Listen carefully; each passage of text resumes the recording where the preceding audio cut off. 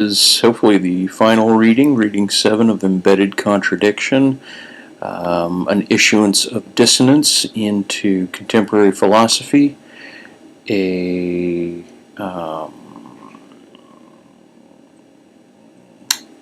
let's begin here at this chapter.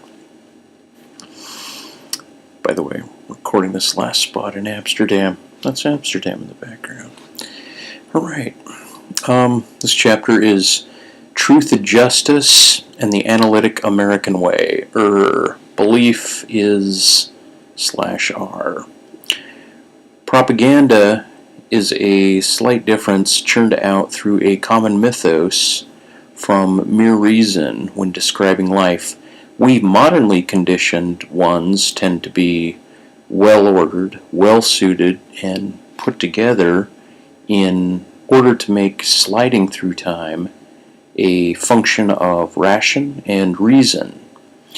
But storytelling and myth-telling can move like a compulsory plastic overlay of writing, a palimpsest of sorts, which happens to take the center of the rational mind as it scales out into life, into the unreasonable yet poetically descriptive part of life, into the periphery of thought, a substrate of being, a maintenance of some semblance of function and utility within society for productivity's sake through life requires a rearing back, a self-repression, such that one doesn't proverbially fly off the handle in such a way that getting back to reasonable states of thinking and being are all but lengthy maze of morbid and torturous affairs, like an airplane not finding a viable place to land when fuel is empty. Other people's lives stay within a boundary of sense with an avoidance and anti-sympathy to unreasonable thought. When one allows an extension from reason, a getting out of one's own head as a serious vacation, holiday of thought, without going overboard, then they, at the periphery of reason, into the unreasonable, intersect their mythos with the world, which others' imaginary and lexical, lingual, and graphic artistic thoughts, as foreign as they are collected and embedded into one's psyche, one's being. The Red Hot Chili Peppers song Give It Away Now is able to be interpreted as that of the will of the giver, a philanthropist, or a deliverer of poison, or sex, or poisonous sex, or will, or heart, or love, or all things that are unintuitive to individuals in a society of overt commodification. Even the short list of what the song's lyrics are about can further be reduced to truncated quotes and segments. These segments can mean much more than what others, including the musical authors themselves, might tell you, might insist upon. There are people that will tell you what songs mean as if they have gotten the inside scoop from the intentions of the creators, maker, singer, songwriter of the song. But even they, the songwriter and singer, does not hold a monopoly of, to, on meaning. This is widely known that authorial intent is but a hallmark, a staking of meaning, which is for the most part well calibrated to the fixations of the language and culture, world, and zeitgeist of contemporary life. Although this fixation is by no means a complete nor even close approximation of the differing interpretations, meanings others might apply to engaging these forms and expressions. The individual is both tasked with what others mean by a story or song and what they, the individual, is extracting, cherry-picking from the media, from which to reiterate at first, but to secondly put together like a personal code to the matrix about them. At this stage, one might directly infer an architect of the matrix. A methodological naturalist might find that once they derail the constraints of conditioned approaches to the world, not without indexing said approaches, media artifacts, elements can appear like tea leaves in their environment, the writing on the wall. The words of the prophet are written on a subway wall, the Beatles, become overly obvious, and as such, the mere logical and propositional groundings of their sense-making become a subset to the entourage souls awaking them. The hunter of the knowledge and the truth recognizes quickly that they are now the hunted, after the floods overwhelm them and they admit defeat as they are submitted. Anxiety about all that is other than the rails which they have not attended to comes home to roost. At this stage, and without further ado, they may re-emerge into the world like a butterfly from a cocoon and leave the shell of their past behind. X that was, the not X that now is, and the reanalysis of the X which was, and its relationship to the new X that is. X, parenthetical left, X and not X, parenthetical right, bracket, and not X, parenthetical, X and not X, parenthetical right, right bracket. Hence the word either. A contradiction is known when a claim has been made, why person has died, and if the claim is falsified by an opposing yet unverified claim, why person is actually still alive. A contradiction exists when two directly opposing claims exist, and referenced items at the same time, in the same sense, this opposition. At least these are the generally cited criteria. In addition to these, some people add, in the same time, same manner, same perspective. And what of a vaster domain, the synced, obscurant realms where God has foiled your greatest notion of not having free will against the choices within the Lord's Prayer? And once again, one seems struck in the milieu of the moment as one dynamic is tied and makes a centrifuge to the universe as one echoes through the decisions about one's soul and expression through time, where the hardy and capital reign in supreme domains. Hard fought is the phrase, God doesn't play with dice, and fought when one also knows man is made of clay and God is the sculptor. But many entities, many aliens in alien dimensions, and intelligent, physical, without being material species of souls or supernatural things, abound around our beings and souls and intersect those who invoke magic. And what can be said? I, Joseph Smith, Mohammed, and the multitude of others for sure, have met some form of the ecology of the universe in a personal and general manifestation, and are left with the yield that is their being, the yield which is my being. Orientation and grounding in the dark domain with agents of defense for all human activity, even the most atrocious, brought to prisons, and less atrocious killed from this terrestrial plane for not quite knowable soulful reasons, but evidenced via our pragmatic vision. A police shooting here, an injustice there, which led to death. Heartache whispered from the story told 10 feet away about choking and abuse from a lovely lady who did her hair curly with a roller. After such, she deemed her life worthless and killed herself. You're being rude to people, you have to go. I'm afraid you don't know what you were talking about. End quote. Commentary. The non-contextual sentence, the sentence, I really do shit like that, could be taken in at least two ways. So minus the context of the read, the meaning remains in limbo, yearning for context. I really do shit like that. place sentences before and after to show truncated context as contrary statement or meaning. If you have found this writing to be entirely anti-intuitive, or if you find yourself still holding to the understanding that contradictions cannot exist, or that we should not hold them or accept them, consider the following from the last section, 500, written by the famed philosopher and mathematician Bertrand Russell in his seminal work, The Principles of Mathematics.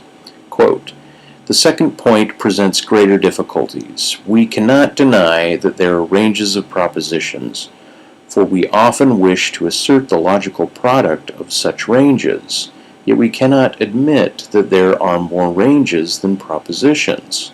At first sight, the difficulty might be thought to be solved by the fact that there is a proposition associated with every range of propositions which is not null, namely the logical product of the propositions of the range. But this does not destroy Cantor's proof that a range has more subranges than members. It seems to follow that the contradiction requires further subtleties for its solution, but what these are I am at a loss to imagine." End quote. And to pick up another one, quote, "To sum up, it appears that the special contradiction of Chapter 10 is solved by the doctrine of types, but that there is at least one closely analogous contradiction which is probably not soluble by this doctrine. The totality of all logical objects or of all propositions involves, it would seem, a fundamental logical difficulty. What the complete solution of the difficulty may be, I have not succeeded in discovering, but as it affects the very foundations of reasoning, I earnestly commend the study of it to the attention of all students of logic." End quote. The fidelity to infidelity, Derrida. Okay. Other than propositional truth functions, geometric truth functions, given that we grant that a triangle has three sides and three tangents, intersections, and we say these things with words such as these very syntactical graphemes of a paragraph, can't we, once granting over a description via language, throw away our mental word processor and now contemplate the design of the triangle, as well as all other geometries which relate to it? Certainly we can conceptualize forms in our minds without accompanying words. Now, after we consider the shape of the triangle, can we now combine its shape with other alike and unlike shapes via tangents, stellation, and mere relational placements? Certainly we can. It is akin to moving items around in our minds. Now, here, now, at this point in meditation and conceptualization, can we re-employ language as a module and lay our new thoughts upon the concepts that we have coordinated? Yes, we certainly can. But what disjunct or juncture of agreement are we to make at this point? Those protecting the orthodox epistemology will wail and whine about what is being applied here as nonsense or too esoteric or word salad, and herein lies the problem with the dogmas of populations of educated peoples who crave for reduced adherence to their conceived mode of telling of information.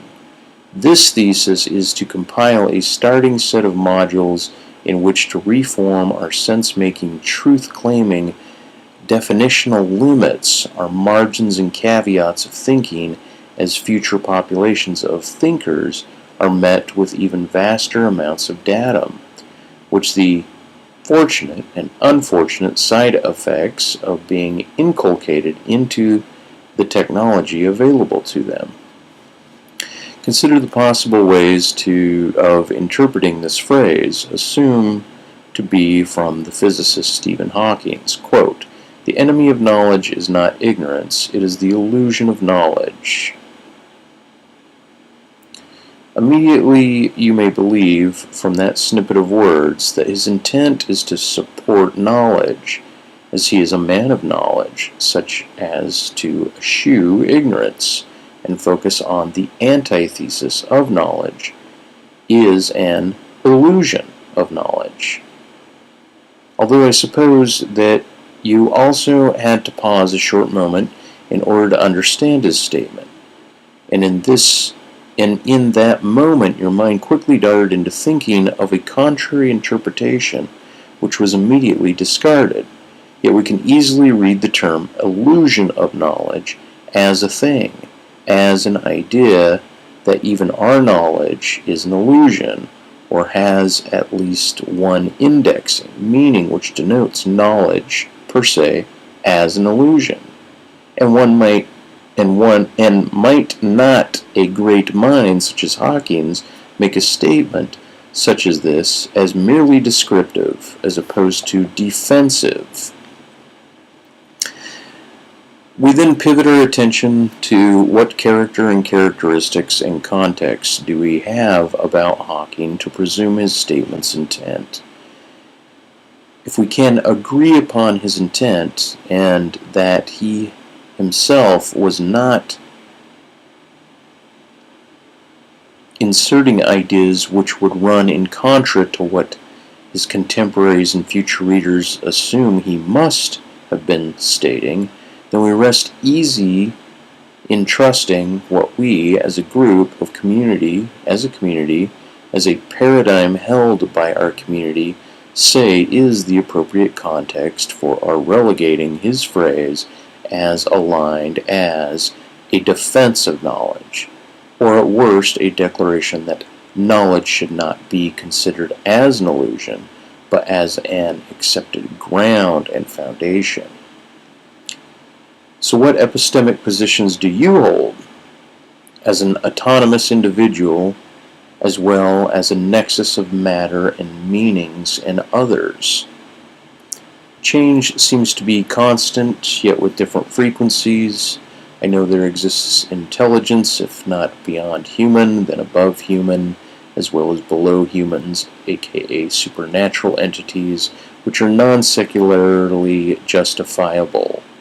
Yet we are bios meet robots. Gravity is deniable, but the denial is non-substantial.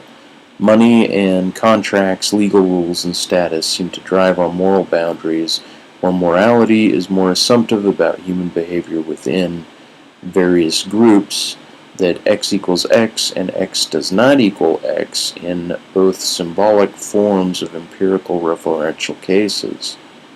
That epistemic grounding is tentative and may move from its orthodox position to, stemming from, an ontological ground, knowledge based on a posteriori experiential grounding, as well as from the phenomenological position from where the mind has an incoherent filter to which associative meaning come into play, which inform orthodox justified knowings with unit artifacts, where an item in a dream or a thought of a sound or sight takes on a primary role in instantiating itself as part of one's meaning, knowledge structure or base, e.g. dreams or siren sounds, or pocketed events of experience which are accented.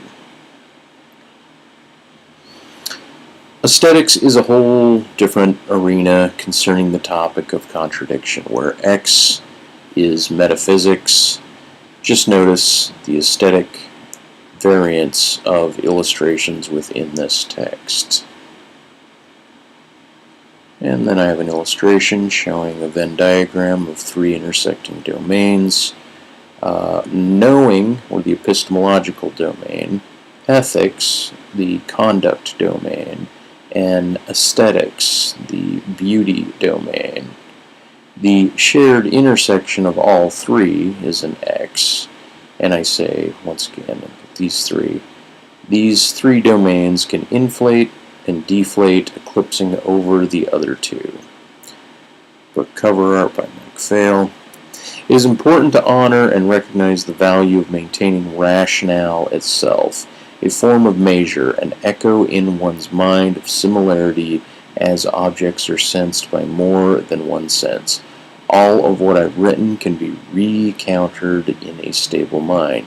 Yet it is the case that when retorting to minds and minds of others, you must see that person's way of conflict and sense, as well as attempting to understand your own. This book is to fold your mind inside out and back again. You will not be able to approximate empathy for others of religion, sanity, and find the sensual roots of other humans and human ideas without retracting and releasing the stronghold which thought rules, the laws of thought, the laws of logic, have relegated our one-time, once-occurring beings hold so tightly to. The grand taboo is not to abandon religion or abandon atheism. It is to question the very root and ground to which you ease your maintenance of sanity upon. Order cannot be practiced, thought conceived and reproduced without one corollary mental connection, which then relates to yet another, a second correlation, a third item of discourse in which to ground out thoughts. Yet these rudimentary correlates are also conditioned into us such that we title them and praise the thought rules as tantamount and necessarily universal. For almost all considerations defining oneself as an identity and behaving with others as if the laws of logic are rudimentary is a requirement, a utility of getting along among others with the same or similar languages. Yet these rudiments, named as the case and described as intrinsic, are held as gospel. As one may hold a stick in one hand and then pass it to the other, one may pass three or more connected Lego pieces from one to another, not quite like humanity's coming to title an atom as atom is defined as the smallest constituent unit of matter, even in the face of now registering smaller particles.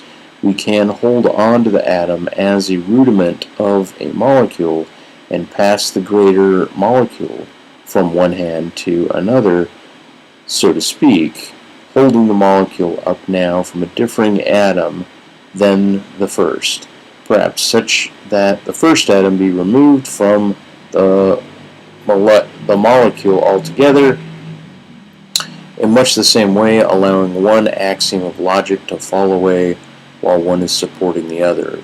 The Legos connected are now merely stuck together potato chips, passed more delicately from one hand to the other or supported by both. As long as there is glue to hold the foundational root together as such, sanity and utility can continue. Quote, do not sabotage the root. Do not blow away the foundation of the house or building, as the whole unit will crumble. Yet now our potato chips are just dried mush, held together like sandstone or just a slightly dried, slightly wet sand clump, which we most certainly will lose a few tiny particles from when handing it from one hand to the other.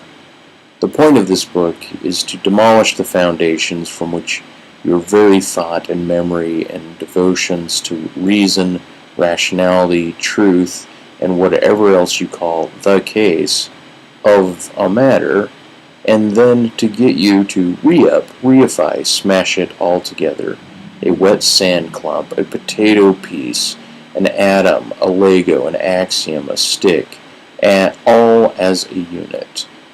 A modulated grouping of associated identities like a raft made of sticks, plastic, barrels, and whatever else which can suffice as a raft in some non-order or in order to keep your body afloat, your organism alive.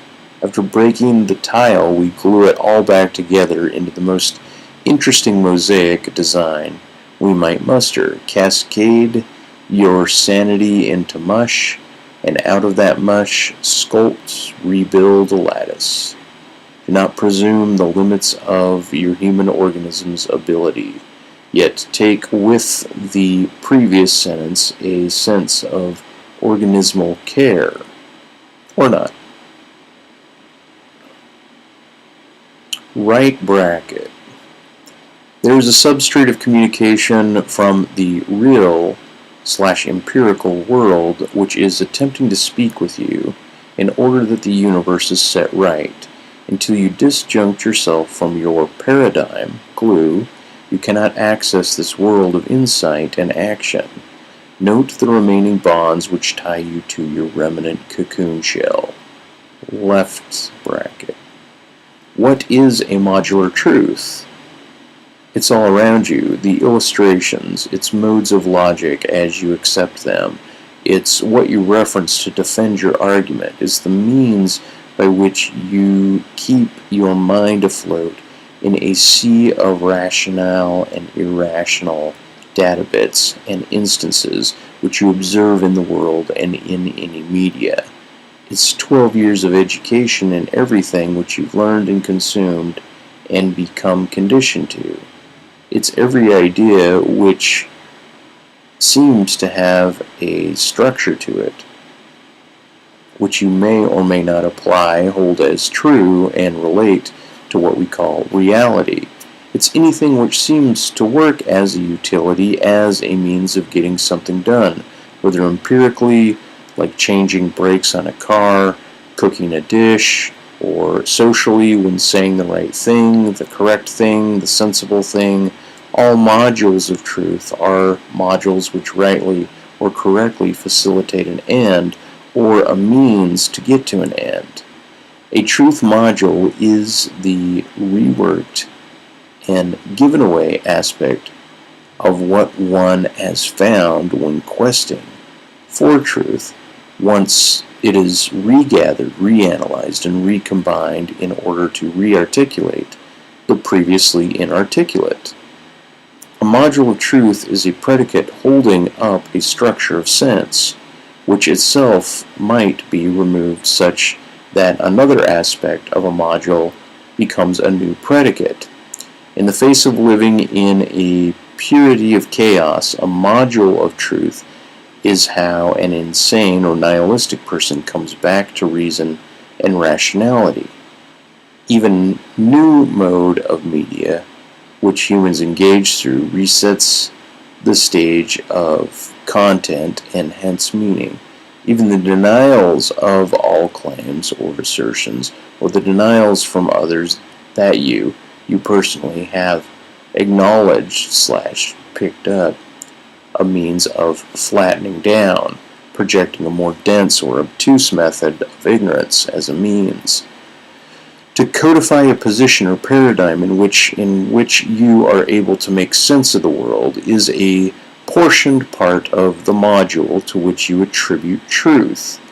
The Western canon and the literacy in which one has to have in order to read this canon or any literature of content, as well as the human senses in which to access the world of information and data, seem most assumptively at the base, from which specific people have observed, analyzed, pondered, and added their articulation as a culmination of emphasizing what words mean while describing their constituent parts, elements, justifications, has been going on sparsely at first and more densely in the last century in the West. Parsing through aspects of all sensible concepts and ideas availed to your being satisfies the criteria of this writing. as belief systems and political ideologies and systems and concepts thrash themselves together for coherence, adaptation, and most definitely retain elements of contradiction, which exist both a shoot away from one's mind as a taboo and for the sake of sanity, when sanity is just another means of maintaining oneself in social networks, but the truth requires a non-eschewing at its most honest, and it is here, when all is absorbed, the contradiction is cognized and recognized as embedded in our language and in our lives. It only takes observance of people in discourse and description to find it.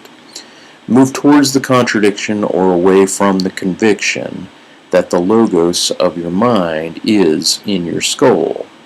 There's more context outside of your skull than inside, ironically. Allow logos and symbol, or displace the logos and symbols outward for at least an expansive and extensive period of time, an exercise of symbolic possibility. The logos is not only terrestrial, sensible, nor secular necessarily. And what is the contrary compulsion of your mind now which rejects that this text is about? Yet remember to land back to the ground of the analytic, aka its formalism and historic formality. A pragmatic criteria should be applied. Accept the duplicity of contradiction, embed again some rudimentary segments as foundations, as platform, to ground back into the contemporary analytic, if not for anything, to save your own biological being. I hope this reading has made you, or will make you, a better person. And try to remember that a sneeze is a cue that you are remembering something that you haven't quite forgotten. This guy. A sneeze is a reminder of something you haven't forgotten. The author. Through it all, I love you, the reader, because you pressed your mind into mine. Elvis has left the building. Okay, so now a bit more about new symbolic term of C. C is for consideration. It is the base term in order to point to a comparative situation in logic and semantics, such that B for belief is concretized as a solid category. But lowercase b, where B is belief, refers to a marginal or an entailed or a comparative indexing which isn't quite like equivalent to the discrete category but has some empirical referent. Suppose we speak of a dileotheistic case of a red car. Imagine it. Imagine referencing it. Now it is nighttime. Red cars at night certainly are not the same referent as red cars in daylight. So when referencing red cars, we use the letter C. Consider red cars in all ways that one might consider them. The considerations are plentiful, and each different, but with a non-discrete category of red. Perhaps even car is under some mutational difference, and hence under scrutiny of difference, and hence consider the proposition consider P or CP, where the proposition P is the red car. Now consider the proposition lowercase p, capital C, lowercase p, where P is the red car at night. The capital C, capital P, and the capital C, lowercase p are similar enough to the object referenced, whether in the mind or in the life or in the empirical world. So capital C, capital P, and capital C and lowercase p are propositions which can be analyzed when placed side by side or atop of one another in order to find the case difference. Illustration, just denoting capital C, capital P, sitting above capital C and lowercase p, and the difference is the case of P. Derrida might have called this a meta-difference, such that the distinction isn't between the graphemine and the phoneme, but instead between the referent, red cars, which which include red cars at night, such that the difference is notable and hence indexable. Feuillidor might posit extensional in contra to intensional here, where the extensional case of the red car is indifferent to the referential distinction. Hence, red car is a red car despite different car context, such that red car and red car at night are not to be distinguished. But in this case, the intentional or distinguishment is made, but the preference or bias is in favor of red car in daylight, bright light, or where red is not under scrutiny. So in this case, we have a common but distinguishable situation. As with not BP, where B is belief in a P proposition, in this case, not BP means the X consciousness does not believe in the proposition. Let's say the proposition is the red car at night. Let us suppose that X doesn't believe P because X thinks or imagines night as akin to only blacks and darkest of midnight blues, such that red ceases to have a claim on a car for any consciousness who could perceive the object car. So we might then put the B in belief under scrutiny now, as clearly if we took X out all night with the car, we would attempt to clarify the redness of the car in the absence of the referent. Sort of like you trust the world is still the way you see it even when your eyes are closed via a blink. Suppose, though, that another X, or X with a mark, comes about only at the darkest pitch of night and never can resolve the car's color. The agreement that the car is red would be merely trust-based, based on X's claim that the car is red. So let us assume now that X believes the car is red even in absence of the referent color at all times, due to seeing the car in many differing conditions, where X only believes that there is a car, which he is convinced is red, because he understands that objects have color aspects associated with them, and he trusts X's word on the matter. So X believes, where X mark has a deferring consideration.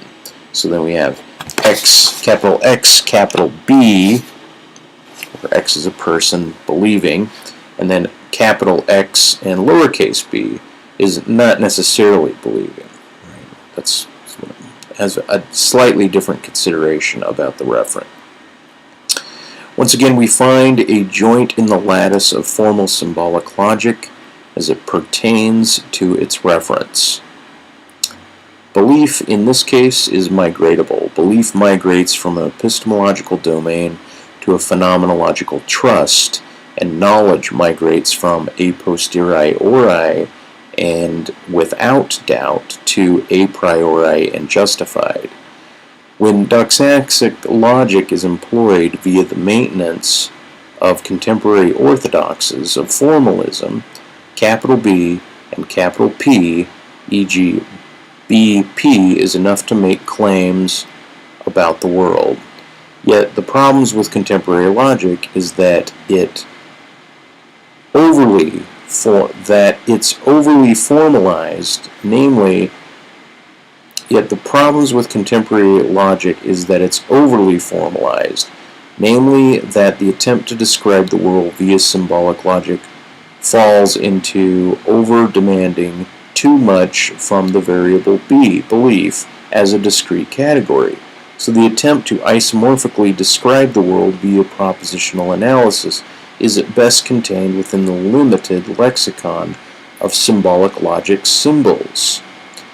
Consideration should have a symbol in order to describe the proposition's semantical content in juxtaposition to accepted traditional cases of the symbol. In other words, Noam Chomsky's generative grammar can have symbolic logic ramifications. I'm suggesting a substitution of the word consideration. C for B when debating or stylizing formal doxaxic logic. E.g., CP means consider the proposition, or X considers the proposition declared by X. This is not a regression principle, but an ongoing denotation of imbricated junctures.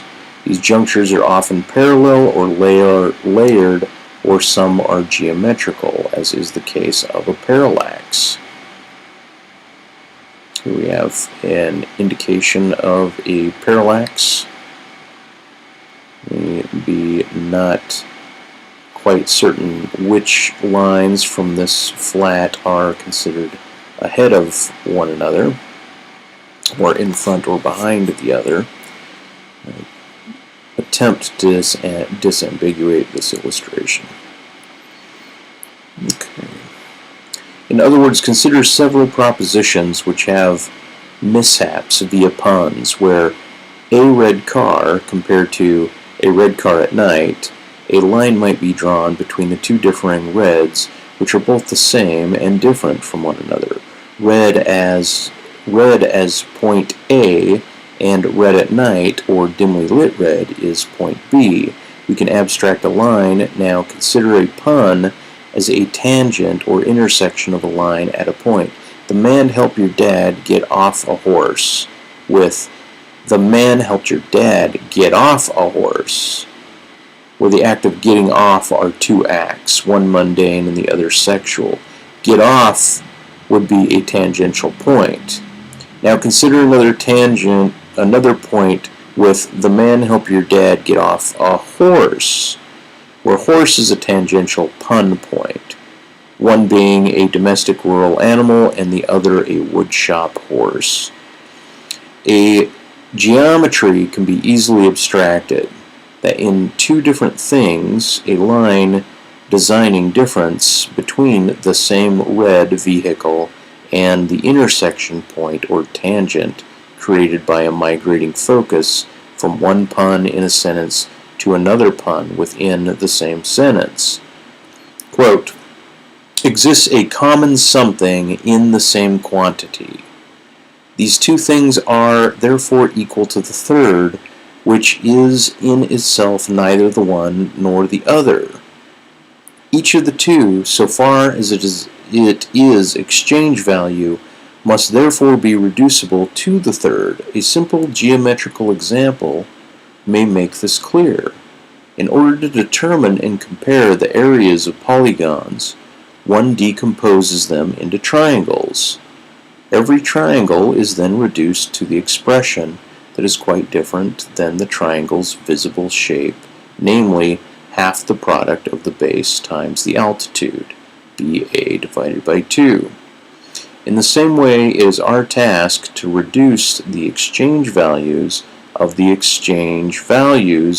commodities in the common substance of which they represent a greater or smaller amount. This common substance cannot be geometrical, physical, chemical, or any other natural property. Das Kapital 1.1, The Commodity, page 9 through 10 by Karl Marx. Above is a geometry, which is at first, bottom, a pentagram, and an additional point. Above the geometry is a parallax, and one may index the bottom geometry as 2D and two-dimensional, where the one above, with a couple more lines added, can take on a 3D or three-dimensional element to it. This particular element has, based on one's ability to re-perceive the distinguishing features, can be extruded as two pyramids sharing a surface, where one is a 4-based square bottom and the other is a 3-based triangular bottom. The apexes are noted above. There's one apex on the 3-based, and this is the apex of the yellow 4-based triangle. The ability to perceive a two-dimensional and slightly geometric is why architects have multiple blueprints and supplemental three-dimensional models which they have composed and curated in some fashion. This above is significant as to illustrate the intersection of thinking as well as to challenge that formularities in modern contemporary symbolic logic as it relates to belief, where belief is dogmatically categorized and then packaged within the symbol B. But the symbol was not a substitute for the belief itself, but paired to a proposition. The idea that belief, whether paired to a proposition or not, is able to be reconsidered, reperceived, or recomprehended as it stands, like a parallax. In the crude complaint within this ending chapter, Western minds now bobble about denoting dogmatically what they believe, as if this intersubjective groupthink about what one or another believes was interesting, or ironically interesting to others, is a problem with fighting to keep contradiction at bay, a means mostly for social control and herding the herd forward into the next stalwart condition. Hearing another's belief, attempting to find out more details about their belief, attempting to draw conclusions concerning the other's propositions expressing their belief, can presumably have some geometric abstract conceived about one's belief. A type of geometric justification can be understood. Let's say that when steel-manning another's argument, one might conceive more different/similar items of reference as well as tangential pun points.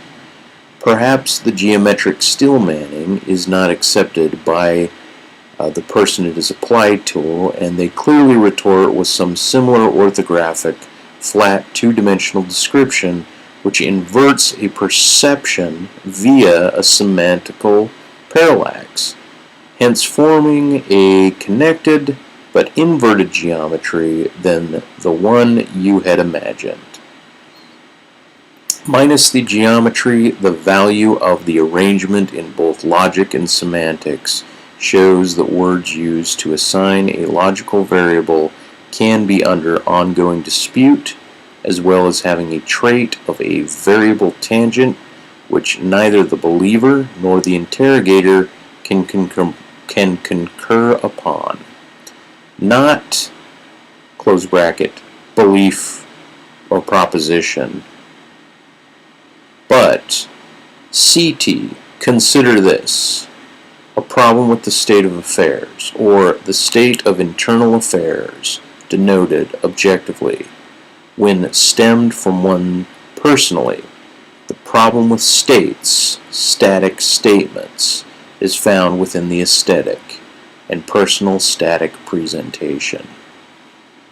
Final illustration in the text, we have something of a palimpsest, and so I'm going to read what's on the paper, but really you'd have to look at it because the paper is representing a static representation of one's paradigm.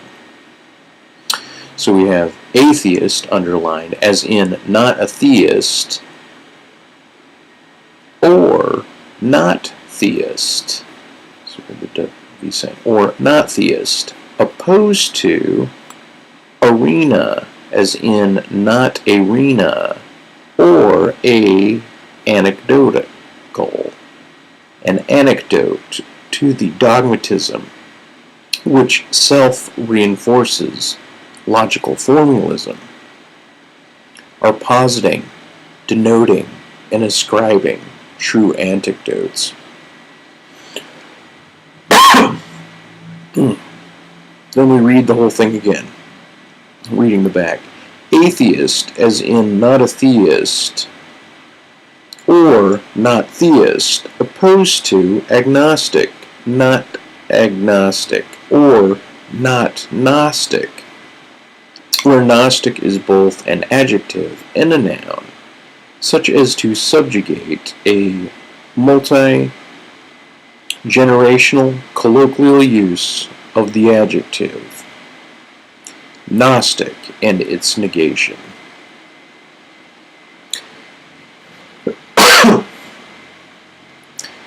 The holding of this state of affairs is not quite like anyone else's progeneration.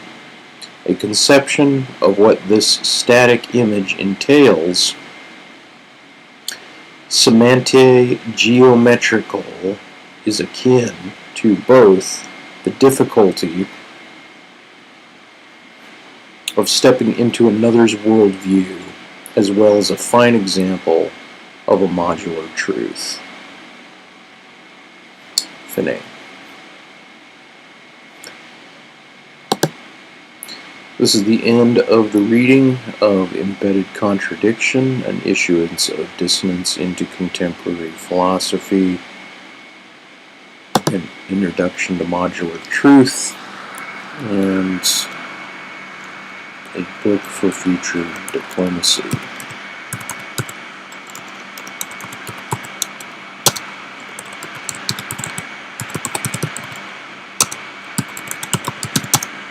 Thanks for listening, and I appreciate any feedback and care to give me.